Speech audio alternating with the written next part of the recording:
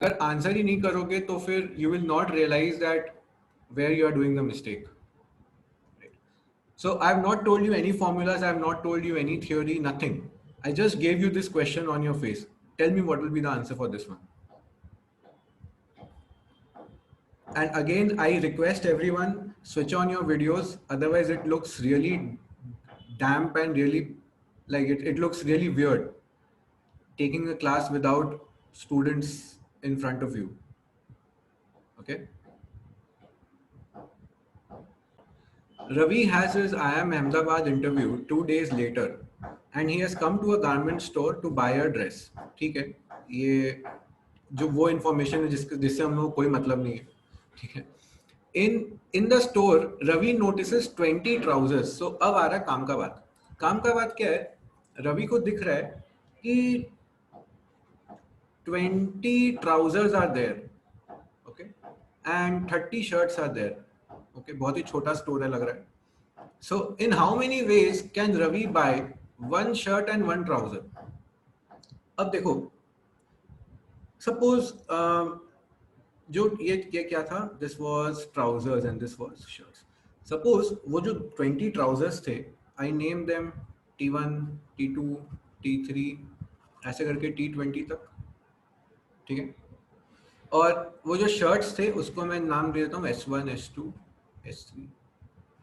देखो मेरे को ज्यादा ब्रांड्स का नाम पता नहीं, इसीलिए मैं S1, S2 और T1, T2 ले लिया, ठीक है. Vedant can definitely help in this one. Okay, now see, अब ये जो मेरे पास वैल्यूज है, मुझे क्या चाहिए? रवि को एक शर्ट और एक ट्राउजर खरीदना है, राइट. तो सबसे पहले शर्ट ही पकड़ते हैं. एक शर्ट, उसको एक शर्ट ही लेना है. उसके पास कितने ऑप्शंस है? How many options does he have to choose one shirt? Yes, 30. Of course 30 options है. 30 शर्ट है सामने, कोई सा भी एक चूज कर सकता है. So he has got 30 choices, right, to choose one shirt. अभी ट्राउजर के बारे में बात ही नहीं हो रहा है, only one shirt. Now suppose इसने S2 चूज किया, उसको S2 अच्छा लगा, he chose S2. Now when he chose S2, वो S2 के साथ उसको तो एक शर्ट और एक trouser, he has to buy a pair, right. So when he chooses S2, वो उस S2 के साथ कितना ट्राउजर चूज कर सकता है? कितना ऑप्शंस है उसके पास? 20. एब्सोल्युटली राइट, 20 ऑप्शंस है ना. तो वो एक शर्ट चूज किया, अब उसके पास तो 20 ट्राउजर है सामने, वो कोई सा भी पैंट चूज कर सकता है, राइट. सो एक 600 है, 30 into 20. हाँ सही, अब सही बोले. देखो ये एकदम लॉजिक है. वेदांत का 11-12 में मैथ्स ही नहीं था, और ये चैप्टर मैथ्स 11-12 में ही आता है, but it does not require knowledge of that. ये प्लेन लॉजिक पे बेस्ड है पूरा का पूरा चैप्टर. तो S2 के लिए अगर 30 चॉइस है, तो भाई S3 के लिए भी 30 चॉइस ही होगा, सॉरी 30 नहीं, 20. वैसे S3, S4 तो अगर एक के लिए 30 है, सॉरी बार बार मैं 30 क्यों बोला, एक के लिए अगर 20 है तो 30 के लिए कितना होगा? 30 into 20. So the answer is 600. All right. So total there are 600 ways in which Ravi can buy one pair of shirt and trouser. Anyone has any doubt? Okay. Very good. Now we come to the second thing. Now Ravi has to buy only one garment out of these. मतलब या तो वो एक shirt खरीदेगा या एक trouser खरीदेगा, एक ही कपड़ा खरीदेगा, वो दोनों नहीं खरीदेगा. अब इस केस में क्या होगा बता दो आंसर. इस केस में आंसर क्या होगा? Quick quick quick quick quick. 50 होगा. वेरी गुड, 50 ही होगा, क्योंकि अब उसको ट्राउजर और शर्ट में तो कोई डिफरेंस रहा नहीं. उसके पास टोटल सामने 50 कपड़ा है, 20 ट्राउजर्स एंड 30 शर्ट्स. उस 50 कपड़ों में से कोई एक कपड़ा चूज करेगा. So he has got 50 choices. Any doubts? Okay. Very good. So this, ये जो हम लोग अभी सीखे, this is actually called fundamental principle of counting. Okay. Fundamental principle of counting का मतलब क्या होता है? If one operation can be performed in m ways, and the second operation can be performed in n ways, तो the number of ways of performing both the operation is m into n. जैसे यहाँ पे क्या हुआ था, there was uh, 20 ways of selecting a trouser and 30 ways of selecting a shirt. तो अब मुझे अगर शर्ट और ट्राउजर दोनों को एक साथ सिलेक्ट करना है तो it will be m into n, right? इसीलिए हमारा 600 आ रहा था. And if I want to select either of them, या तो एक शर्ट या एक ट्राउजर, तो m plus n. So this is the most basic principle. इसको बड़ा बड़ा वर्ड्स में बोलते हैं फंडामेंटल प्रिंसिपल ऑफ काउंटिंग. ये नाम तुम लोगों को नहीं भी मालूम होगा तो भी कोई प्रॉब्लम नहीं है, ठीक है? बिकॉज हम लोग कॉम्पिटिटिव एग्जाम देने वाले हैं, हम लोगों को थ्योरी पेपर नहीं देना. Okay, great. तो चलो इसी कॉन्सेप्ट को अप्लाई करो इस क्वेश्चन में, and I want answers very quickly. So suppose these are like cities. Okay, ये मैप है एक तरह से, सपोज कर लो, जिसमें A B C D E F ये सब सिटीज है, और ये सारे रोड्स है जो एक से दूसरे सिटी को लिंक कर रहे हैं. So how many ways can you go from city A to city F via city B? What will be the answer? जी, I have to go from city A to city F via city B. मतलब obviously मेरे को यही रास्ता choose करना होगा. So how many ways are there to go from city to city B? Only one. A से B में तो सिर्फ एक तरीके से ही जा सकते हैं. B से D कितने वे में जा सकते हैं? 3 वे में जा सकते हैं. और D से F 4. So अब मैं suppose A से B में आ गया. I am here. Now I've got 3 ways, right? I can choose any way, and for one choice I make here, I again have 4 choices here. तो suppose अगर ये this is called NH8, अगर ये National Highway 8 है और ये suppose National Highway 1 है, 2 है और 3 है और 4 है, तो मैं चाहे National Highway 8 लूँ, चाहे 10 लूँ, चाहे 12 लूँ, for each route I take here from B to D, I will have 4 options here, right? तो वही fundamental principle of counting use करेंगे अगर, तो ये कितना हो जाएगा? 1 into 3 into 4, right? Which is 12. Good Priyanka. Okay, any doubts?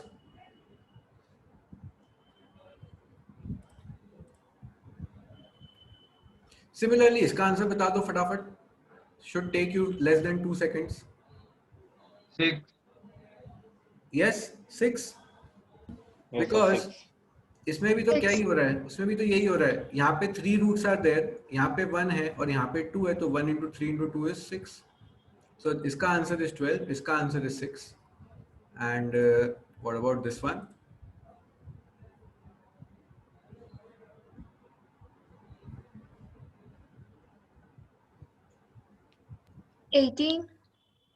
Yes, 18 obviously. क्यों? क्योंकि now there is no foundation कि मेरे को B के थ्रू या C के थ्रू ही जाना है. I just have to go from A to F. तो I have 2 options here ना. I can take this route or I can take this route. तो देखो, जहां पे भी हम लोग ये वर्ड एंड यूज करते हैं वहां पे प्रोडक्ट होगा, और जहां पे भी ये वर्ड और यूज कर रहे हैं वहां पे प्लस होगा. तो यहाँ पे हम लोग क्या बोल रहे हैं कि A से B में जा सकते हैं, तो ये रूट यूज कर सकते हैं और ये रूट यूज कर सकते हैं, राइट? तो इसीलिए अगर ये रूट यूज करते हैं तो मेरे पास 12 तरीका है, ये करेंगे तो 6 तरीका है, तो टोटल 12 और 6 18. Any doubts? Clear? Okay, very nice, very good. So we have understood. Now let's come to the theory part. मतलब नॉट एग्जैक्टली थ्योरी, लेकिन होता क्या है ये परम्यूटेशन और कॉम्बिनेशन, होता क्या है. Now we will actually understand, ठीक है? Which we have already understood actually. ये सिर्फ उसको सुंदर से सजाया हुआ है, that's it. So see, what is combination? Combination means only selection. Like अगर मैं बोलूं कि I want to select 3 boys out of a group of 5 boys, तो इसमें the order is not important, right? मतलब मैं किस ऑर्डर में चूज कर रहा हूं वो अभी इंपॉर्टेंट नहीं. मेरे को बोला गया है कि सिर्फ 5 बच्चा में 3 बच्चा को सिलेक्ट करना है. ओके, तो in that case order is not important. तो दिस इज कॉल्ड कॉम्बिनेशन. इसको हम लोग बोलते हैं कॉम्बिनेशन या सिलेक्शन. ओके, और परम्यूटेशन क्या होता है? Selection plus arrangement. For example जैसे यहाँ पे क्या दिया हुआ है, forming a 3 letter word out of a group of 5 letters. अब सपोज मैं तुम्हें 5 लेटर दिया, ए सी एफ जी और K. If I give you 5 letters and I tell you form 3 letter words out of this, तो यहाँ पे सबसे पहला स्टेप क्या करोगे? सबसे पहले तो सिलेक्ट करोगे ना तीन. जब तक 3 लेटर सिलेक्ट ही नहीं करोगे तो वर्ड कैसे बनेगा, राइट? तो सबसे पहले सबसे पहले सिलेक्शन आ गया इसमें. तो you have to select 3 letters. तो तुमने बोला चलो मैं ए सिलेक्ट कर लेता हूँ, सी सिलेक्ट कर लेता हूँ और जी सिलेक्ट कर लेता हूँ. बहुत बढ़िया. पर what is the question is asked? The question is asking we have to form 3 letter words. तो मैंने तो सिलेक्ट तो कर लिया 3 लेटर, पर ये 3 लेटर भी तो अपने में घूम सकता है ना. I can have a word called ACG, I can have AGC, I can have GAC, I can have GCA, और भी 2 बनेगा CAG और CGA. तो ऐसा 6 लेटर 6 वर्ड बन गया ना. So here what we did, here we did the arrangement part. मतलब उन लोगों को सजाए हैं. पहले सिलेक्ट कर लिए, 5 में से 3 सिलेक्ट कर लिए, उनको अब गोल गोल सजा रहे हैं. So this is called permutation. Permutation मतलब first you select then you arrange, और कॉम्बिनेशन में मतलब you only select, you don't arrange. All good? Any doubts? Very good. तो आ जाओ कुछ कुछ क्वेश्चन बनाते हैं.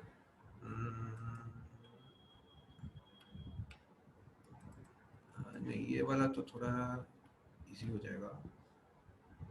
अच्छा चलो पहले ये वाला से स्टार्ट करते हैं जल्दी जल्दी. So this is the question given to अस.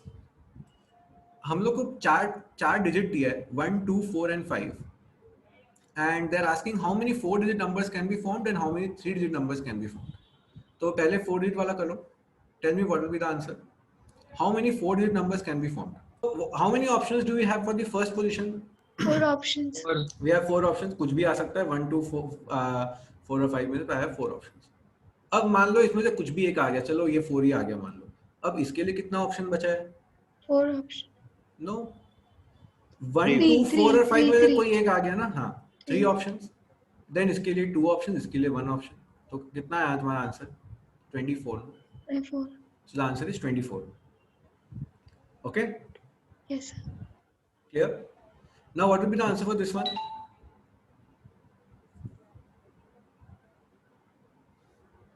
इसका क्या आंसर होगा? How many 3 digit numbers can be formed? वेदांत समझ में आ रहा है?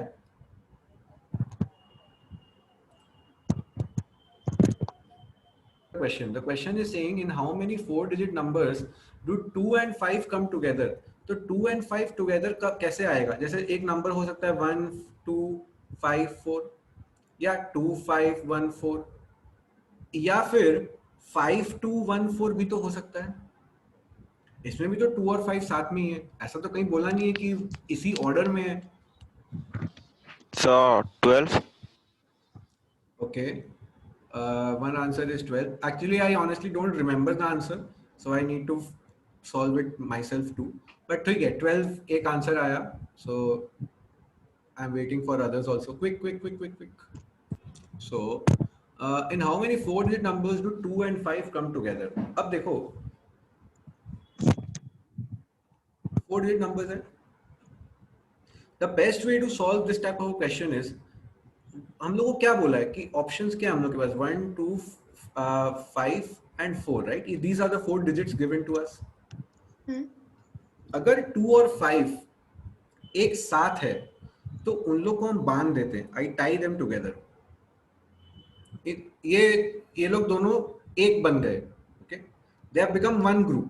Now how many groups do I have? 1 2 3. So they can be arranged in how many ways? 3 factorial 3 into 2 into 1. Yes. अच्छा, I forgot to tell you something. जो हम लोग इस question में डिस्कस किए थे, ये 4 into 3 into 2 into 1.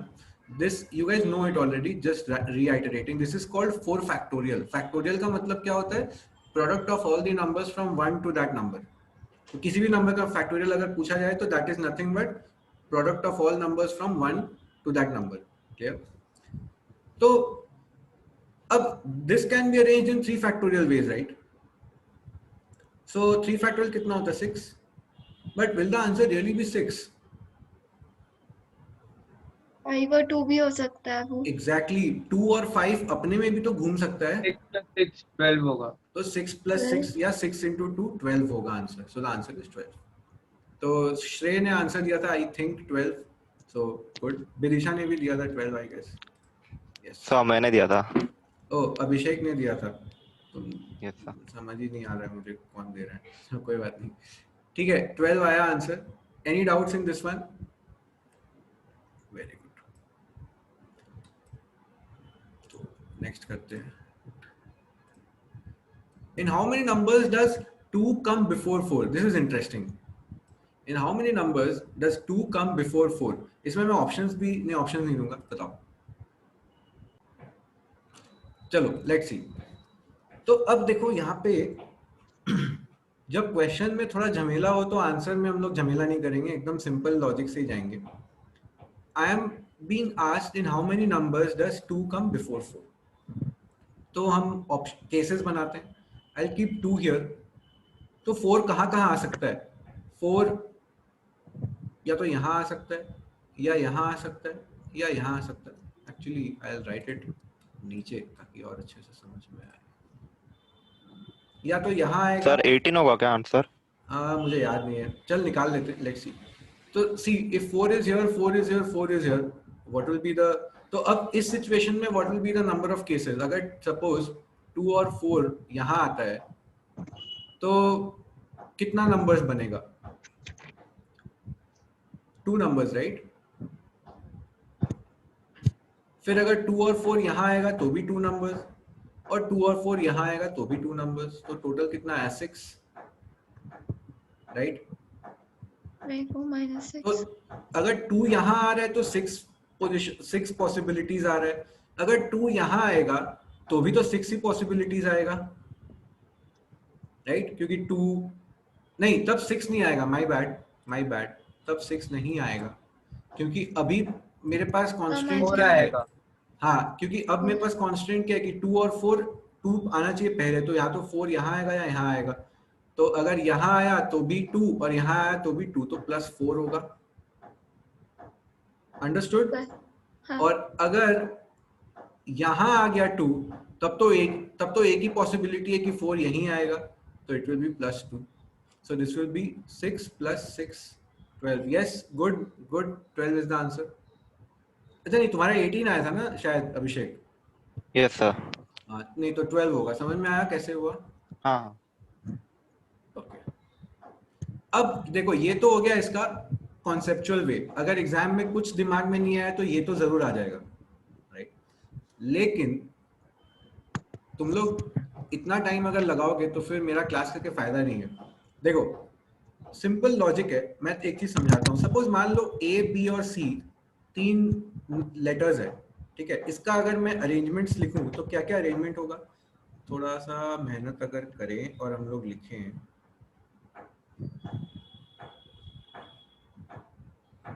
तो ये आ रहा है, ये 6 अरेंजमेंट है.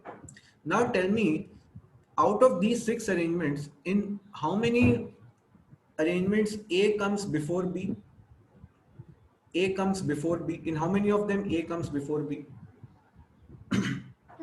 3 3. In how many of them C comes before B?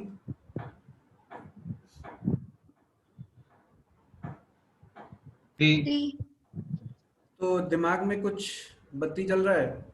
इसका मतलब मैं अगर if I take any 2 elements जिसको हम लोग अरेंज कर रहे हैं, तो half of them will have one before the other and half of them will have one after the other. तो यहाँ पे टोटल अरेंजमेंट्स कितना था? 6. तो 6/2 3 आंसर आ रहा है राइट. अब मेरे को बताओ हम लोग का टोटल 4 डिजिट नंबर्स कितना था? 24. 4. और अभी आंसर कितना आया? 12. राइट. तो इस तरह का क्वेश्चन जब भी एग्जाम में आएगा, you just have to find out the total arrangements and then divided by 2. Yes. काम खत्म. ठीक है. Very good, very good, very good, very good. Okay, 1 second. Question. अब देखो इसके लिए एक तो बहुत लंबा चौड़ा फॉर्मूला भी होता है, but I would strongly recommend not to go behind that, क्योंकि देखो तुम लोग के पास ऑलरेडी बहुत सारा फॉर्मूलाज याद करने के लिए रहे स्टैट्स एंड ऑल में, तो इसमें इसका बर्डन मत लो फॉर्मूला याद करने का. Sum of all 4-digit numbers containing the digits this without repetition. अच्छा, तो what are we actually aiming at? We are aiming at something like this. कोई एक नंबर है 2468, कोई एक नंबर है 2648, 2648, राइट? इस तरह से बहुत सारा नंबर्स है, जितना भी पॉसिबिलिटीज है उन सब का sum. This is what we are looking at, right? This is what we are looking at. Now tell me something. How many total arrangements are there? Total कितना numbers possible है? 24. 24. तो total 24 numbers are possible. Okay. अब उन 24 numbers में how many of them will have, तो मेरे पास 4 positions है. How many of them will have 8 at the units place? How many of them will have 8 at the units place? 4, 3, 3. 3. 3. 6. It will be 6, right? See, अरे बाबा मेरे पास 4 options है, मैं 8 को तो fix ही कर दिया, तो अब तो रिपीट तो होगा नहीं 8, तो मेरे पास 3 ही तो ऑप्शन बचा. तो ये कितना होगा? 3 into 2 into 1 होगा ना? हाँ. So I have got 6 options, right? फिर how many numbers will I get when units place is 6? 6 again. 6. वैसे ही 2 और 4 के लिए भी होगा. Yes, sir. अंडरस्टूड. अच्छा, तो और हम लोग जब नॉर्मली एडिशन करते हैं हम लोग क्या करते हैं? सारा यूनिट्स प्लेस को पहले ऐड करते हैं ना. So the number which we will get here by adding all the units place is nothing but 6 into 8 plus 2 plus 4 plus 6. Will you agree to this? Yes? तो ये कितना हो रहा है? 8 तो 10, 10 और 10 20, 120. तो 120 का 0 कैरी हो गया 12. अब ऑप्शन में देख लो, सब में 0 है एंड में. हाँ ठीक है, तब इसका मतलब कोई भी ऑप्शन एलिमिनेट नहीं हो सकता अभी. अब मुझे एक चीज बताओ, 10th प्लेस में भी तो सेम ही होगा ना कहानी. जो यूनिट्स प्लेस में हुआ है वही तो 10th प्लेस में होगा. तो 10th प्लेस में जो है उसका भी तो सम यही होगा, है ना? हाँ. तो वो भी 120 हुआ, लेकिन ये 120 नहीं लिखेंगे, 120 plus 12. 120 प्लस 12, क्योंकि कैरी 12 भी है. तो 132 हो गया. तो 2 आया यहाँ पे, कैरी आया 13. अब देख लो कहाँ कहाँ पे 2 है, तो ये ऑप्शन गया, ये ऑप्शन गया. इन दोनों में से कोई एक राइट आंसर हो सकता है. अभी भी दे आर कंटेंडर्स, पर अब D होगा. तीसरे वाले में पता चल जाएगा. D हो अब इसका भी जाएगा. 120 होगा ना, और हाँ. 120 प्लस 13 कितना, माने 3 Yes, sir. आएगा. तो 3 Sir, D. आया D. नहीं, हम लोग कुछ गड़बड़ किए क्या? डी. हाँ नहीं, डी आया. ठीक है, हाँ सर, D आएगा. Option D. तो ये देखो, ये 3 जब मिला, इसके बाद तुम जो भी, अगर तुम इसको पूरा सॉल्व करके ये ला रहे हो तो वो तुम्हारा ही नुकसान हो रहा है. ठीक है, क्योंकि एग्जामिनर थोड़ी आके देखेगा कि तुम क्या किए हो या क्या किए हो. वो उसको तो आंसर से मतलब है. तो ये मोमेंट पे you must mark option D and move to the next question. ठीक है. तो कॉम्पिटिटिव एग्जाम में, स्पेशली एमसीक्यू बेस्ड एग्जाम में, क्वेश्चन से ज्यादा ऑप्शन पे नजर होना बहुत जरूरी है. ठीक है. कितना बार ऐसा हुआ ऑप्शन ही तुमको हेल्प कर देगा आंसर लाने में, तुमको क्वेश्चन ही नहीं सॉल्व करना पड़ेगा. ओके. अच्छा, मैं एक और चीज, since I am covering this chapter, तो ये चीज भी बताना जरूरी है. There are certain formulas and certain standard results also for permutation and combinations. So I'll just tell you. Let me open my whiteboard. Yes. Yes तो इसमें क्या होता है देखो, एक होता है जिसको हम लोग बोलते हैं NPR। ये NPR क्या होता है? It is useful for finding out permutations. तो suppose if I say that, जो मेरा क्वेश्चन था कि out of 5 letters I want to form 3 letter words, right? वो जो क्वेश्चन था मेरा, 5 लेटर्स दिया हुआ है, उसमें से 3 लेटर वर्ड्स बनाना है। तो what will I do? I will सीधा डू 5p3। तो 5p3 मतलब this is permutation, this includes arrangement. और इसका फॉर्मूला क्या होता है? इसका formula is n factorial by, किसी को मालूम है क्या होता है इसका formula? NPR, n factorial by n minus r factorial. Correct. So this is the simple result. तो जैसे इसको अगर अपने सॉल्व करेंगे तो क्या आएगा? 5 factorial divided by 5 minus 3 2 factorial, तो ये 60 आ जाएगा। Okay, this is NPR। और एक होता है NCR। NCR क्या होता है? NCR is just for combinations. NCR is just for combinations. तो NCR क्या होगा? तुम्हारा जो ये वाला फॉर्मूला है परम्यूटेशन का, उसमें से बस अरेंजमेंट को हटाना है तो डिवाइड बाय r फैक्टोरियल कर देंगे, तो ये बन जाएगा NCR। ठीक है, तो there's एक कॉमन रिजल्ट यही होता है, NPR is equal to r factorial into NCR। तो and this actually tells us the proper definition of permutation and combination. Now permutation is selection and then arrangement.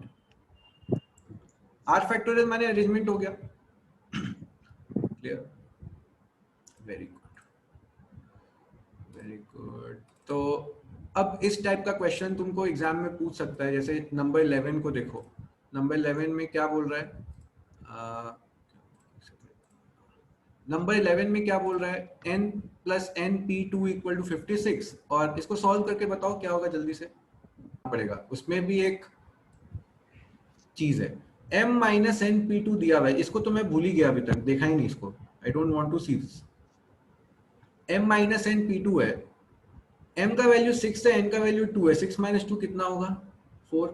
4 तो मेरा जो फॉर्मूला है उसमें क्या होता है? मेरा फॉर्मूला क्या बोलता है कि NPR में क्या होता है? n factorial by n minus r factorial. अब एक चीज सोच के देखो, अगर ऊपर ही 4 फैक्टोरियल आ गया तो वो कितना होता है? 24 होता है ना। yes sir तो 24 डिवाइडेड बाय समथिंग कभी 30 देगा? कभी नहीं देगा, राइट? तो ऑप्शन ए तो गया, ऑप्शन सी तो मतलब एकदम ही बकवास है, कोई मतलब ही नहीं है देख के। ऑप्शन बी में दम लग रहा है। तो देखो नन ऑफ दीज है, तो तुम्हें थोड़ा सा ध्यान रखना पड़ेगा कि हो सकता है ऑप्शन बी ही आंसर ना हो, तो नन ऑफ दीज होगा। तो ऑप्शन बी को एक बार अपने रेस्पेक्टफुली चेक करेंगे। तो 7 माइनस 1 6 आया, तो 6p2 मतलब कितना हो गया? 6 फैक्टोरियल बाय 4 फैक्टोरियल, है ना। तो ये हो जाएगा 6 फैक्टोरियल। तो अब देखो 6 फैक्टोरियल का वैल्यू 30। तुमको 720 ऐसे पता रहना चाहिए, बट नहीं भी पता है तो तुम 4 फैक्टोरियल को तो काट दो, तो बचेगा कितना? 6 इंटू 5 ही तो 6 into बचेगा। 5 तो ये 30 आ गया, तो ये 30 आ गया, तो ऑप्शन बी है, ऑप्शन बी है भाई, राइट। और अगर तुमको डबल चेक करना है तो एक बार फटाक से ये करके देख लो, 7 प्लस 1 8, तो 8p2 कितना हो जाएगा? 8 फैक्टोरियल बाय 6 फैक्टोरियल, तो 6 और वो तो कट ही जाएगा, तो 7 इंटू 8 56, खत्म काम, राइट। तो ऑप्शन सिलेक्ट करने में भी you will have to use your logic, तब जाके क्वेश्चन इतना जल्दी बनेगा कि तुम लोग बाकी अपने कॉम्पिटिटर्स से बहुत आगे निकलोगे, राइट। तो दिस वाज द थिंग। अच्छा, इसका ये लास्ट क्वेश्चन एक कर लेते हैं, डॉटर वाला, number 23। Try this out very fast. See मतलब फॉर्मूला यूज करके, नहीं करके, बिना फॉर्मूला यूज किए अपने कोशिश करते हैं करने का। फॉर्मूला भी क्या ही है, एक ही बात है। तो DAUGHTER ये मेरा है। तो पोजीशंस क्या क्या है? 1 2 3 4 5 6 7 8, यही तो पोजीशंस है ना। अभी क्या बोल रहा है? वॉवेल्स क्या क्या है? वॉवेल्स ए, यू और जी, तीन ही वॉवेल्स है। नहीं sorry, A E U. A, you और ई। मैथ्स पढ़ाते पढ़ाते अंग्रेजी का तो ए, यू और ई हो गया, ठीक है। Now I need to arrange these letters in such a way that vowels occupy the odd places. तो odd places क्या क्या है भाई? 1, 2, 3, 4, 4 odd places है मेरे पास, इसमें vowels आएगा, ऐसा बोला है। अब लॉजिक बड़ा मेरा सिंपल है। ये जो मेरा ए है, ये ए के लिए कितना जगह ऑप्शन है, कितना जगह पे आ सकता है ये? 4। 4. 4 ऑप्शंस। तो मेरा ए के लिए 4 ऑप्शंस अवेलेबल है। ए कहीं पे भी आके बैठ गया, मान लो ए यहाँ आके बैठ गया। अब यू के लिए कितना ऑप्शन बचा? 3। 3। तो यू सपोज यहाँ आके बैठ गया। अब ई के लिए कितना ऑप्शन बचा? 2। 2। 2. तो ई मान लो यहाँ आके बैठ गया। तीन लेटर बैठा दिए। टोटल कितना लेटर है? 8 लेटर, तो मैंने 3 लेटर बैठा दिए। बाकी के लिए तो कोई रेस्ट्रिक्शन नहीं है भैया, जहां मन वहां बैठेगा। तो बाकी कितना बचा? 5 letters are left, right? 5 factorial. So they will arrange themselves in 5 factorial ways. No strings attached, कुछ प्रॉब्लम ही नहीं है। तो ये कितना आ रहा है? 5 factorial होता है 120 into 24, तो 12 4 का 48 का 8 और वो 2880। 2880। This is the answer. Clear? Yes, sir. Round table का ऐसा लॉजिक है कि अब मान लो सपोज ए, बी, सी, डी, ये 4 लोग हैं। इन चारों को अगर मेरे को एक लाइन से बैठाना है, 4 चेयर है मेरे पास एक रो में, तो देखिए they will be arranged in 24 ways. मतलब A B C D, A C B D, सारा 24 कॉम्बिनेशन हो सकता है। अब अगर इन लोगों को मान लो एक सर्कुलर टेबल में बैठाना है, मेरे पास 4 चेयर यहाँ पे, 1 2 3 4। Now if I want to make them sit in a circular table, तो क्या क्या पॉसिबिलिटी हो सकता है? मतलब ए अगर यहाँ आएगा तो बी सी डी यहाँ से भी आ सकता है, राइट?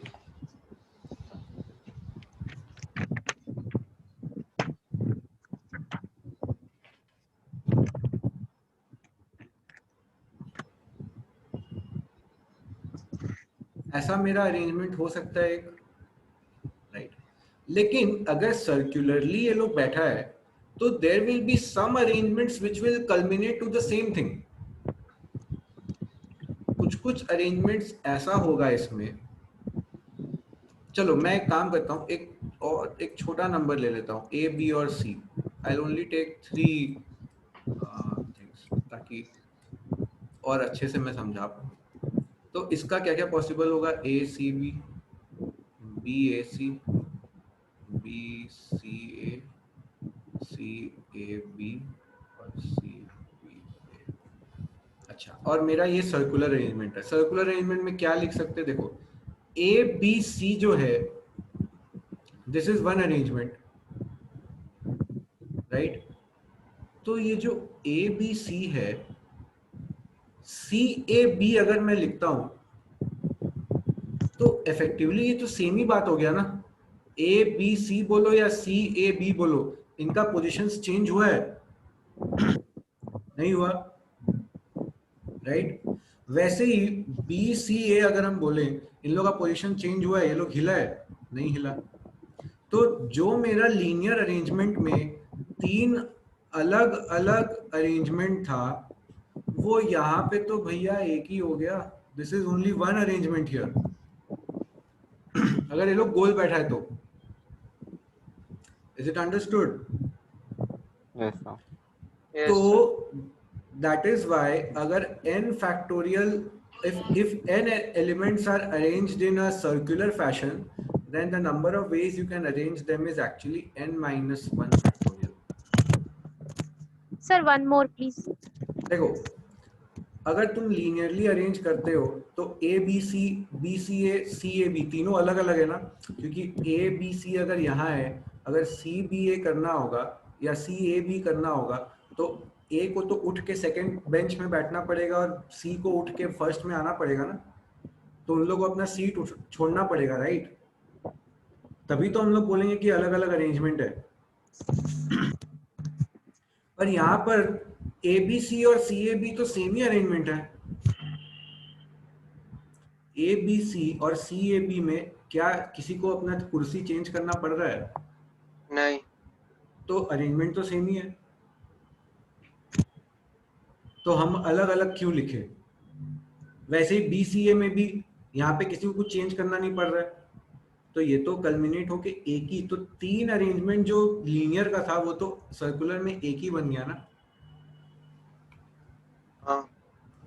तो अब तुम यहाँ पे भी ये जो फॉर्मूला मैं बताया तुम इसमें डाल के देख लो, n का वैल्यू 3 डालो तो यहाँ कितना आएगा 2 फैक्टोरियल विच इज 2। तो ए बी सी को दो ही तरीके से बैठा सकते हैं, या तो ए बी सी या फिर तुम सी को यहाँ बैठा दो, बी को यहाँ बैठा दो, बस दैट इज इट। इतना ही पॉसिबल है, ठीक है? तो this was the basics of circular permutation. अब वो वाला क्वेश्चन करते हैं जो तीन ऑप्शन बचा। तीन ऑप्शन है भाई, तो तीन ऑप्शन है। तीन तीन ऑप्शन है, ऑप्शंस। तो दे will B arranging themselves in 3 factorial veg. वो लोग बोल रहे हैं भाई लेडीज लोग को जहाँ बैठना है बैठने, तो अपने तो जहाँ भी एडजस्ट हो जाएंगे, ठीक है? Just kidding. तो ये इसका वैल्यू कितना आएगा? 3 into 2 6 into 12, 12 into 6 72। Option C. Clear? Okay, very good.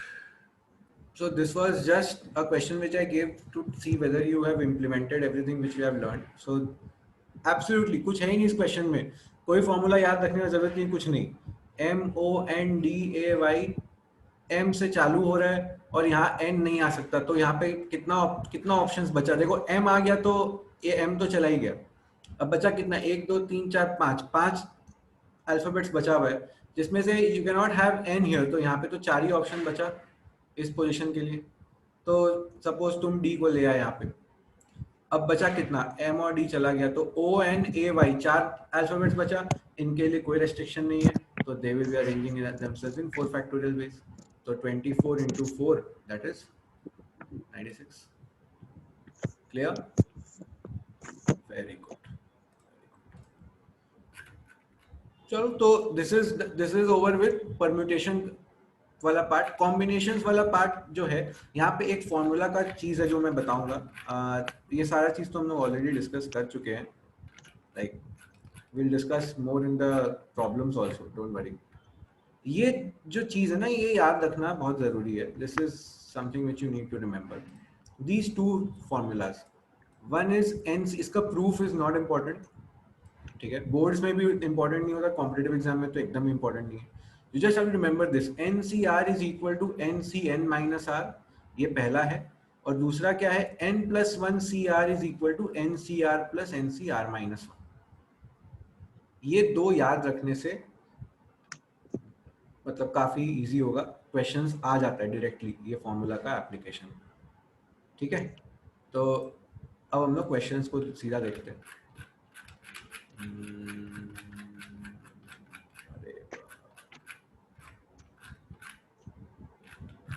अच्छा हाँ, एक और चीज मैं बता देता हूँ before I jump into the questions part. This thing, permutations when some of the things are alike taken all at a time। जैसे सपोज बोल दिया हम लोगों को कि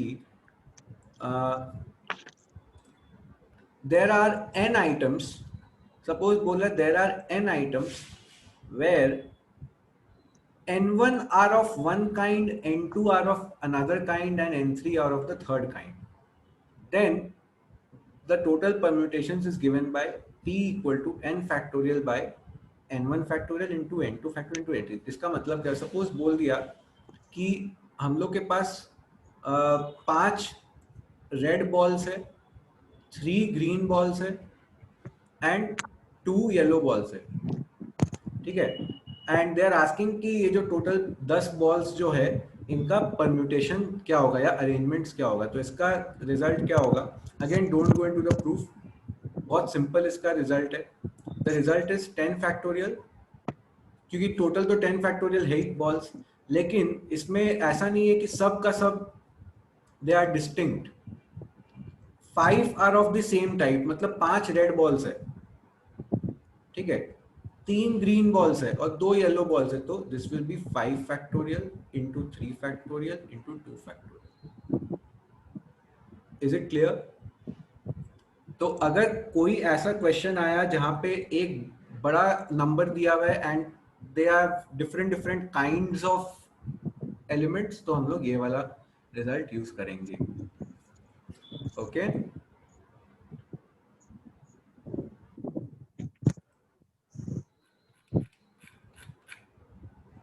ठीक है। And you need to remember one more thing, combinations, अच्छा हाँ,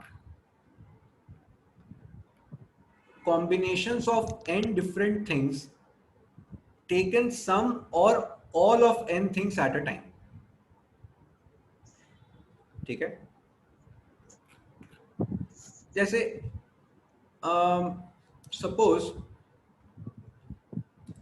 मुझे बोला गया कि देर आर 5 एप्पल्स, ठीक है, there are 5 apples, in how many ways I can take some or all of them।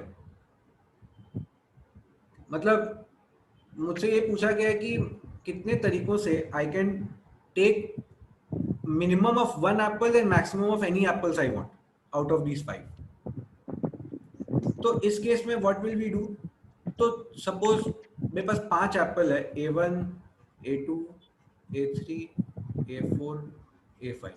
अब A1 के लिए मेरे पास क्या ऑप्शंस है, या तो मैं ले सकता हूं या मैं नहीं लूंगा।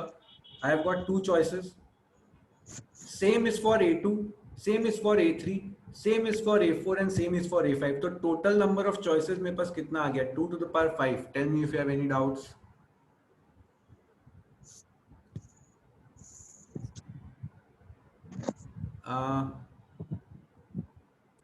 हम लोग का कंडीशन क्या था, एटलीस्ट एक एप्पल तो लेना ही पड़ेगा, राइट? तो ये 2 to the power 5 में तो ऐसा भी एक ऑप्शन सिलेक्ट किया गया है जिसमें हम एक भी एप्पल नहीं ले रहे हैं, क्योंकि इसमें भी हम बोल दिए हाँ कि ना, हाँ ना सब। तो ये ऐसा भी तो हो सकता है कि सब ना हो जाए, तब तो मेरे पास कुछ एप्पल बचेगा ही नहीं। तो इसीलिए वो एक केस को माइनस करेंगे जिसमें ऐसा सिचुएशन हो सकता है कि हम कोई भी एप्पल नहीं खरीद, कोई भी एप्पल नहीं ले रहे, वो पॉसिबल नहीं, तो इसीलिए -1 कर। तो ये यही फॉर्मूला बोल रहे हैं हम। Is it clear? में उन्हें कोलिनियर बोलते हैं। जो पॉइंट्स एक ही लाइन में उसी को कोलिनियर बोलते हैं। तो बोल रहे 12 पॉइंट्स में से 5 पॉइंट कोलिनियर है। Number of triangles which can be found. अच्छा, ट्रायंगल बनाने के लिए कितना पॉइंट्स चाहिए हम लोग को? 3। We need 3 points, right? So if there are 5 points which are collinear, क्या इन 5 पॉइंट को यूज करके तुम एक भी ट्रायंगल बना सकते हो? No sir। No, right? तो मेरे पास 5 पॉइंट तो यहाँ है और 7 points are there which are outwardly available, ठीक है। तो अब कितना ट्रायंगल्स हम लोग बना सकते हैं इसमें? तो इन 5 पॉइंट्स में से मैं कितना पॉइंट सिलेक्ट कर सकता हूँ? Max to max 2। I can select 2 points, so I'll say 5C2 because I can select only 2 points out of these 5, Yes sir। right? और इसमें से 2 पॉइंट सिलेक्ट कर सकते हैं, राइट? और अगर इसमें से 2 पॉइंट सिलेक्ट किए हैं तो बाकी बचा 7 में से कितना पॉइंट सिलेक्ट करोगे? 1। 1। तो 7C1 which is 7 only। तो ये कितना रिजल्ट आ रहा है? 5C2 is how much? 10, right? तो ये 70 आया। Okay, clear? पर ऐसा जरूरी थोड़ी है कि हम लोग यहाँ से 2 पॉइंट ही सिलेक्ट करेंगे. I can select only 1 point from here और बाकी 2 यहाँ से सिलेक्ट कर सकते हैं. ऐसा भी तो कर सकते हैं. Yes, sir. So if I select 1 point from here, तो I will have 5 choices. Into इन 7 में से 2 पॉइंट चूज करेंगे तो 7C2. इसका रिजल्ट कितना आ रहा है? So 21. 7C2 is 21. तो ये 21 into 5 हो जाएगा ना 105. Yes, sir. ओके. पर और ऐसा भी जरूरी नहीं है कि मेरे को इसमें से एक भी पॉइंट सिलेक्ट करना पड़ेगा. जरूरी है ऐसा भी तो नहीं है. मैं इन 7 में से ही पॉइंट सिलेक्ट करूंगा. ट्रायंगल ही तो बनाना है, राइट? तो 7C3 डायरेक्टली भी लिख सकते हैं. तो ये कितना होगा? अब देखो 7C3 कैसे कैलकुलेट करेंगे. 7 फॉर्मूला क्या होता है? 7 factorial into 3 factorial into 4 factorial. पर हम फॉर्मूला में नहीं जाएंगे, तब तो पागल हो जाएंगे. 7C3 है तो this will B 7 into 6 into 5, क्योंकि 3 बार दिया है इसलिए तुम 3 डिजिट लिखो, divided by 1 into 2 into 3. That's it. ये तोड़ के भी यही आएगा, but I skip this time.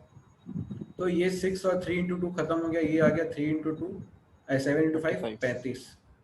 तो ये कितना आ जाएगा? 5 प्लस 5 10 का 0 कैरी 1 11 210. बहुत बढ़िया. जिसका आंसर 210 आया, very good, very good. If you did it in a different way, let me know. तुम लोगों ने कोई और मेथड से किया क्या इसको? No, sir. यही ट्राई किया था. सर टोटल पॉइंट्स निकाल के मतलब 12C3 कर लिया और उसमें से 5C3 माइनस कर दिया, जल्दी आंसर आया. ये बात भी कर सकते हैं. Yes definitely you can. देखो इट्स ऑल अबाउट तुमको एट दैट मोमेंट एग्जाम में कौन सा लॉजिक स्ट्राइक करेगा.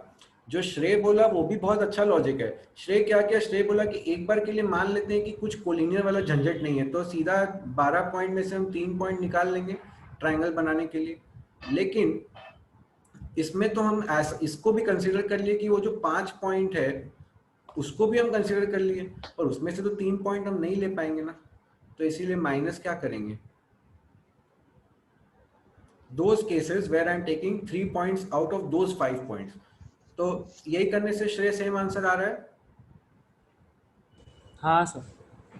चलो वेरी गुड. तो ये लॉजिक क्लियर हो गया. Understood everyone? So it's a very easy question. I need to select 2 people. Suppose अगर n लोग पार्टी में है तो हाथ मिलाने के लिए तो 2 आदमी चाहिए. तो nC2 will be equal to 66. तो अब निकाल लो, n का वैल्यू 12 आएगा. Okay fine. देखो इसमें क्या करना है, इसमें इतना दिमाग ही नहीं लगाना है, सीधा साधा तरीका से हो जाएगा ये. 4 मेरा फॉर्मूला क्या होता है? इसको ऐसा लिख सकते हैं ना अपने. इसको हम लोग ऐसा लिख सकते हैं 499 plus 1 C92 will be equal to what? 499 C92 plus 500 C91. यही तो हम लोग का फॉर्मूला था. n plus 1 CR is equal to NCR plus n plus 1 CR minus 1. तो n का वैल्यू 499. एकदम फॉर्मूला याद है तो ये चुटकी बजा के हो जाएगा ये क्वेश्चन. ठीक है, चलो. All right then. The next topic is APGP, progressions and series. Very very important chapter and very very easy also. तुम लोगों ने तो प्रैक्टिस भी किया है, सब बोल रहे हो. So I'll do a very quick revision. AP क्या होता है? AP is such a series जहाँ पे common difference is same for all the terms. जैसे 2, 4, 6, 8, 10, -1, -3, -5. All these are APs, right? Because the difference between these two terms is constant, right? So commonly I can write an AP as a comma a plus d comma a plus 2d. इस तरह से लिख सकते हैं. तो अगर n terms है AP में तो मैं क्या लिख सकता हूँ? a plus n minus 1 into d. Any doubts in this one? तो इसको अपने क्या बोलते हैं? इसको अपने बोलते हैं tn, which is the nth term of an AP. Okay, where a is the first term, d is the common difference and n is the number of terms. Clear? Common difference कैसे निकाल सकते हो? कोई भी दो consecutive terms को minus करके. तो a of i plus 1 minus a of i क्या है? मतलब i में तुम कुछ भी डाल सकते हो. तो जैसे इस this minus this, 10 minus 8, 6 minus 4 minus 3 minus 5 minus 3. Understood? This is the common difference. अच्छा, sum of n terms of an AP क्या होता है? Anyone? Come on, if you don't know this formula, then you are in a bad state. अभी exam आने ही वाला है. Yes, Bidisha, you said you have practice. बताओ formula तो बता दो. Sum of n terms of an AP का. Formula याद नहीं है। ओ भाई साहब, तब तो पंगा है. n by 2 into 2a plus n minus 1 into d. Generally मैं अपने क्लास में इसका डेरिवेशन भी सिखाता हूँ, बट अभी रिवीजन क्लास में अपने पास टाइम नहीं है उतना, वरना फिर एक पूरा क्लास इसी को डेडिकेट करना पड़ेगा. तो this is the formula for sum of n terms of an AP. इसको ऐसे भी लिखते हैं n by 2 into first term plus last term. ठीक है, तो ये actually first term plus last term को ही अगर तुम ब्रेक करोगे यूजिंग दिस फॉर्मूला तो यू विल गेट दिस. तो ये मास्टर फॉर्मूला ये याद रहेगा तो सारा काम तुम्हारा बन जाएगा. n by 2 into 2a plus n minus 1 into d. Okay, इससे ज़्यादा इस चैप्टर में इसमें कोई थ्योरी है नहीं. एपी में कोई थ्योरी नहीं है. ठीक है, कुछ स्पेशल सीरीज है जो याद रखना बहुत ज़रूरी है. Special series, so there are 3 special series which you need to remember. One is sum of, मतलब मैं ऐसे इंग्लिश में नहीं लिखता हूँ, मैं मैथमेटिकल फॉर्म में लिखता हूँ. So you need to remember this series 1 plus 2 plus 3 plus 4 up till n. Sum of first n terms, sum of first n natural numbers. This is given by n into n plus 1 by 2. good, n into n plus 1 by 2. ये बहुत important याद रखना होगा. Second important चीज जो याद रखना पड़ेगा, sum of squares of all the terms till n. This is how much?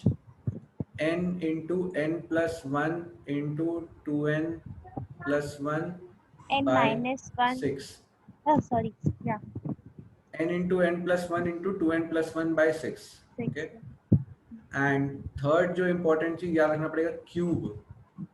1 cube plus 2 cube plus 3 cube up till n terms. ये क्या होगा? Simple n into n plus 1 by 2 By 2 whole. का whole square. These 3 series you must remember, very important. Direct questions exam में आ जाता है. खाली n का value इस फॉर्मूला में घुसाओ, आंसर मार्क करो, ऐसा क्वेश्चन आता है या आ सकता है. ओके, सो ये 3 फॉर्म सीरीज का फॉर्मूला याद रखना बहुत ज़रूरी है. Okay, and that is it for AP. Let's directly hit the questions now. Just a second. भी अगर ऐसा क्वेश्चन दिया हुआ रहेगा कि 3 टर्म दिया हुआ है and they are in AP, तो ऑब्वियस सी बात है you should remember this result. मतलब ये याद करने कुछ नहीं है, तो कॉन्सेप्चुअली है कि अगर 3 टर्म है a प्लस डी और a प्लस 2d, तो मैं क्या लिख सकता हूँ? This plus this is equal to twice of this. तो I can write a plus C equal to 2b अगर a b c are in AP. Correct? तो वही रिजल्ट मैं यहाँ पे यूज कर लेता हूँ. यहाँ पे तो a ये है, c ये है, तो कितना आ गया? ये 10x plus 11 is equal to twice of this, माने 12x माइनस 4. x का वैल्यू ढूंढ लो, तो कितना हो गया? 16 इक्वल टू, नहीं सॉरी 15 इक्वल टू 2x. तो x is equal to 15 by 2. Any doubts? 2 तरीके का काम हो सकता है. mth term of an AP is n. तो mth टर्म अगर n है तो मैं क्या लिख सकता हूँ कि n is equal to a plus m minus 1 into D. और nth टर्म इज m, तो m is equal to a plus n minus 1 into D. ठीक है, अभी मैं दोनों इक्वेशन को माइनस करता हूँ अगर, तो क्या आएगा? This will be n minus m is equal to a और a कैंसिल हो जाएगा, और d और d भी कैंसिल हो जाएगा. आई थिंक नहीं, इससे लेकिन कोई फायदा नहीं होगा. देखो इसमें एक तरीका तुम ये कर सकते हो, a का वैल्यू यहाँ से निकाल लो और फिर उसको इसमें प्लग इन करो, मतलब find the value of a from here and then put it in this particular equation. That is one thing which you can do, उससे आंसर आएगा. But again why will I do so much? See, if I take this series 4 3 2 1, if I take this series 4 3 2 1, see this is satisfying this particular condition. mth term, तो ये terms क्या होगा, ये first term, ये second term, ये third term, ये fourth term. तो देखो ना, second term is 3 and third term is 2, so it is actually satisfying this particular property, right? तो मेरा rth टर्म क्या होगा, a plus r minus 1 into D, right? अब मैं जब डिटरमाइन कर लिया हूँ कि मेरा AP यही है, तो a का वैल्यू कितना है 4 plus r minus 1 into D का वैल्यू कितना है -1. तो ये कितना आ रहा है 4 minus r plus 1, that is 5 minus r. तो मेरा rth टर्म कितना आ रहा है 5 माइनस r. अब तुम ऑप्शन में m और n का वैल्यू क्या होगा बोलो तो. देखो बोल रहा है mth term of an AP is n, तो mth term of an AP is n, मतलब तुम्हारा n का वैल्यू 3 है और m का वैल्यू 2 है. ये बात समझ में आया? तो 3 प्लस 2 कितना हो गया 5. 5 माइनस r तुमको चाहिए, तो तुम यहाँ पे देखते रहो, ये तो हो नहीं सकता. माइनस r कहाँ है, माइनस r यहाँ है और m प्लस n 5 है. ऑप्शन डी होगा आंसर. सर न्यूमेरिकल एग्जांपल लिए बिना नहीं कर सकते? न्यूमेरिकल एग्जांपल लिए बिना करोगे तो मैं जो बोला वो तुमको पहले a का वैल्यू निकालना पड़ेगा, फिर दूसरे वाले इक्वेशन में उसको डालना पड़ेगा, तब जाके कर पाएंगे उसको. The nth term of the series whose sum of n terms is this. तो इसमें तो माथा लगाना ही नहीं है, तुमको क्या बोल दिया, sum of n terms is this. तो sum of one term कितना होगा 7, n equal to 1 डाल दो. तो sum of one term का मतलब क्या हुआ, पहला टर्म ही तो यही हो गया. इसको फर्स्ट क्यों? n equal to 1 बोलेंगे तो वो तो पहला ही टर्म हुआ ना. सर 10n - 3 होगा. देखते हैं. तो तुम्हारे पास एक ही टर्म है, सम ऑफ उसका सम तो यही हो, एक ही होगा, उसका प्रोडक्ट भी एक ही होगा, सब कुछ तो एक ही होगा. तो a इक्वल टू 7 आ गया. अब s ऑफ 2 कितना होगा, n इक्वल टू 2 डाल दो तो कितना आएगा 2 × 2 4, 20 प्लस 4 24. तो this is sum of the first 2 terms. Understood? तो इसमें तो 7 भी इंक्लूडेड होगा, तो 7 को माइनस कर दो तो कितना आएगा 17.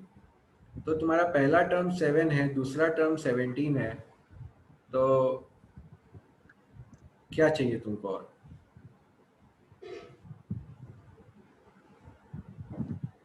तुम्हारे पास a है, तुम्हारे पास d है, d कितना हो जाएगा 17 माइनस 7 10 ना.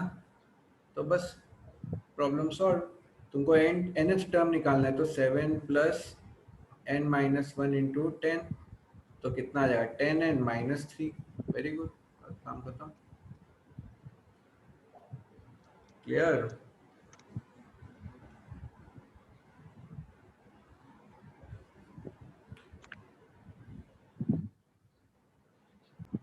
देखो जीपी क्या होता है, GP is geometric progression. Geometric progression का मतलब हो गया जैसे 2 4 8 16 32 ऐसे करके बढ़ रहा है. तो ज्योमेट्रिक प्रोग्रेशन में जैसे एपी में क्या हुआ था, कॉमन डिफरेंस आया था, यहाँ पे कॉमन रेशियो है, मतलब I get the next term by multiplying the previous term with some value R, and that is same for everything. जैसे यहाँ पे 2 है, ये इंटू 2 है, ये इंटू 2, ये इंटू 2. तो previous term is generated by multiplying the next term is generated by multiplying the previous term by a fixed number, that is called common ratio. Is it clear? So this is called, r is called common ratio. तो मेरा general GP कैसा बनता है, ar square ar cube तो nth term of a GP कितना होगा, A R to the power n minus one. क्यों? क्योंकि यहाँ पे r जीरो है, तो जब ये पहला टर्म है तो जीरो है, तो nth टर्म होगा तो n माइनस वन होगा। So this is the nth term of a GP. इसमें किसी को कोई डाउट है? अभी sum of n terms of a GP, इसमें दो फॉर्मूला होता है। एक होता है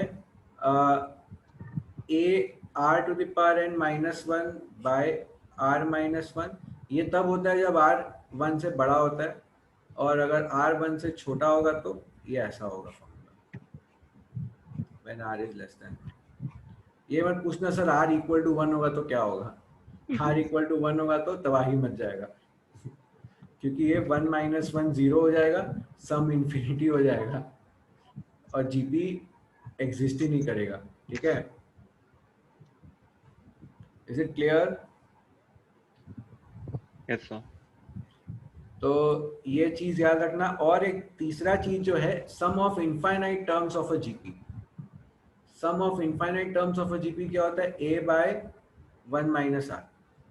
ठीक है, ये डिराइव भी हम लोग कर सकते हैं बहुत इजीली। तुम यहाँ से देख के बता सकते हो कि अगर n इन्फिनिटी हो जाएगा, अगर n इन्फिनिटी की तरफ टेंड करेगा, तो ये r to the power n कितना हो जाएगा, ये भी तो ये माइनस इन्फिनिटी है। माइनस इन्फिनिटी अगर कर रहे हैं हम लोग, तो that is practically zero, right? वो पूरा जीरो की तरफ ही टेंड कर रहा है। मतलब ये लिमिट्स यूज करके मैं अच्छे से प्रूफ कर सकता हूँ, but I don't want to get into that. ये तुम लोगों का कॉम्पिटिटिव एग्जाम के लिए इंपॉर्टेंट नहीं है। तो this will actually boil down to a by 1 minus R only, क्योंकि r अगर लेस देन 1 है तो r to the power n तो इतना छोटा हो जाएगा कि वो जीरो ही बन जाएगा। तो this will actually become a into 1 minus zero, तो that is nothing but a। ठीक है, अगर मैं अभी जो बोला लास्ट 1 मिनट में वो नहीं भी समझ में आया तो भी कोई प्रॉब्लम नहीं है, कॉम्पिटिटिव एग्जाम के लिए वो जरूरत नहीं है। ठीक है, but you have to remember this, this and this. ठीक है, अब आ जाओ क्वेश्चंस के ऊपर। तो क्वेश्चंस पे अगर आते हैं, हमने the sum of the series 1 by root 3 plus 1 plus 3 by root 3 up to 18 terms निकालना है। ठीक है, सर ए होगा।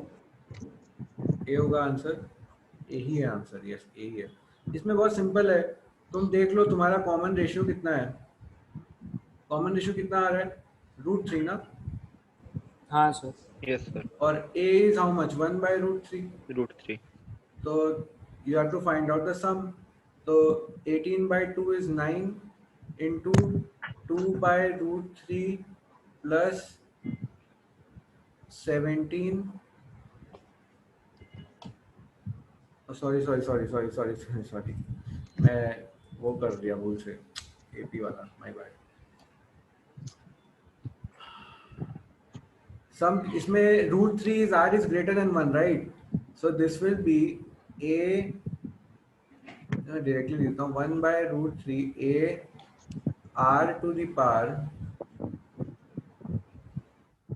n minus 1 divided by r minus 1। अब इसको सॉल्व कैसे करेंगे, दैट इज माय क्वेश्चन। अब मुझे बताओ, how will you solve this? ये दिखने में महाभयंकर है, अब इसको सॉल्व कैसे करेंगे? How to get rid of this root 3 to the power 18? Tell me. तुम लोगों ने तो आंसर लाया है, कैसे लाए हो बताओ? सर रूट 3 का रूट वैल्यू 3 याद होगा रखिए। 3 to the power 1 by 2 into 18। हाँ, तो ये 3 टू द पावर 9 हो जाएगा। परफेक्ट। Yes sir. तो ये 1 by root 3 into 3 to the power 9 हो गया। वो कितना होता है, कैलकुलेट करना पड़ेगा क्या? वो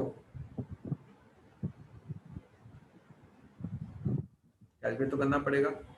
तो 3 to the power 9 is 27 cube, right?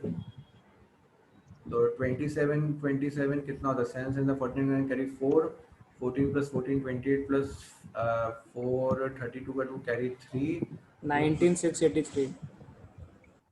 क्या 19683।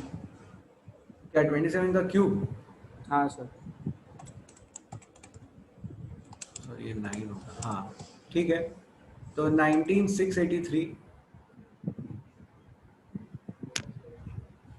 this is what we are getting, minus 1। तो 19683 minus 1 is 19682 तो 19 होगा अपना।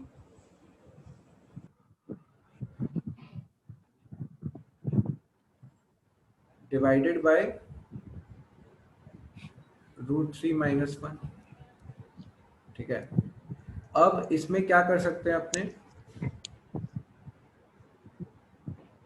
We can do something called rationalization से भी इसको आराम से किया जा सकता है। Do you know what is rationalization? तो इसको ऊपर में √3 + 1 और डिवाइड भी कर दो √3 + 1 से, तो ये कितना आ जाएगा? ऊपर में जो है उसको ऐसा कैसा रहने दो, 19682 इंटू 1 + √3, इसको ऐसा कैसा रहने दो, डिवाइड बाय ये वो क्या हो जाएगा, a + b into a - b which is a² - b², तो 3 - 1 2 आ जाएगा, राइट? दिस विल बी 2√3, और अब 2 और इसको कैंसिल कर दो, option A is your answer. ठीक है, yes sir. Sum of infinite GP अगर आएगा तो क्या करेंगे, a/1 - r लगाएंगे। a कितना है, 1/1 - r, 1 minus what is r, what is the value of r here, tell मी।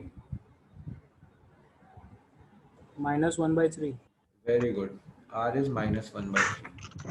बस अब तो गेम ओवर, अब तो क्या ही है क्वेश्चन में। तो ये कितना हो जाएगा, 1/1 + 0.33,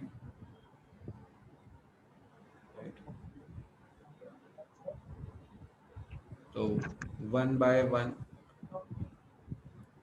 नहीं नहीं ऐसा नहीं,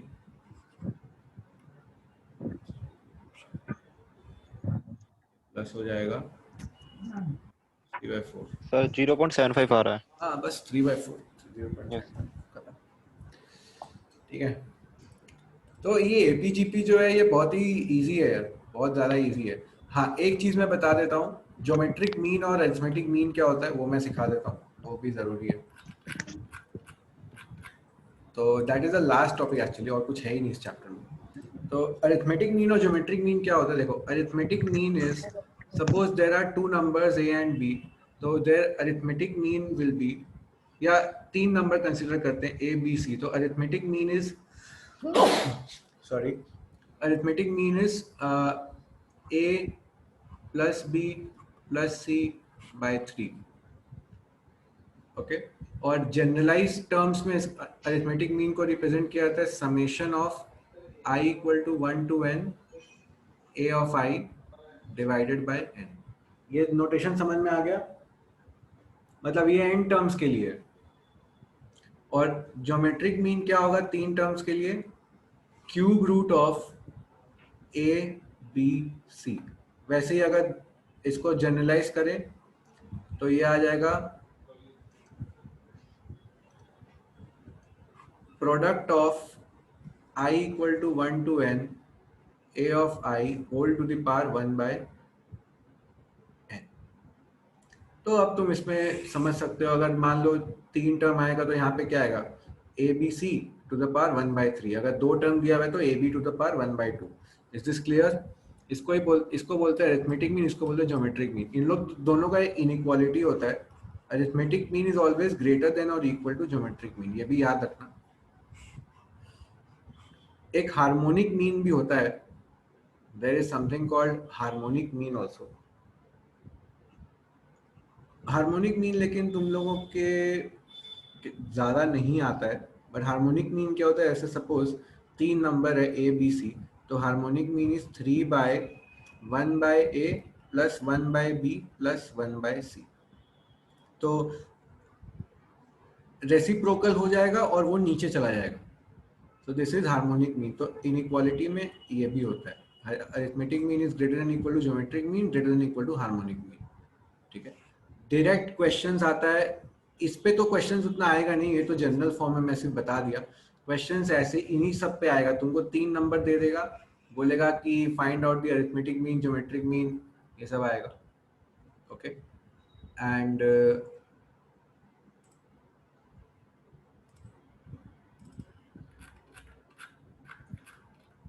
ठीक है, यहाँ पे भी दिया हुआ है, you can actually understand. So guys, closing points are these things. APGP में क्लोजिंग पॉइंट्स यही है. First thing, you should always remember the sum and the nth term for both AP and GP. Second, मैं वो जो 3 special series बताया था वो तीनों सीरीज याद होना चाहिए. Third, always remember am and GM का याद रखना, एएम जीएम क्या होता है. एंड फाइनल थिंग इज, अगर तुमको कभी बोलता है कि 3 terms are given in AP, तो always remember a plus C is equal to 2b. और अगर 3 टर्म्स जीपी में दिया हुआ है तो always remember ac is equal to b square. ठीक है, ये 3 चीज याद रहेगा तो काफी काम इजी हो जाएगा.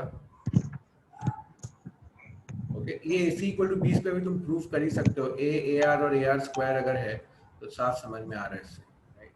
तो ये कोई फॉर्मूला नहीं है, ये बस नोन थिंग है जो दिमाग में रहने से तुरंत तुम काम में इसको ले सकते हो. और एक पॉइंट है, अगर मान लो तुमको कभी ऐसा दिया जाता है कि 3 टर्म्स आर इन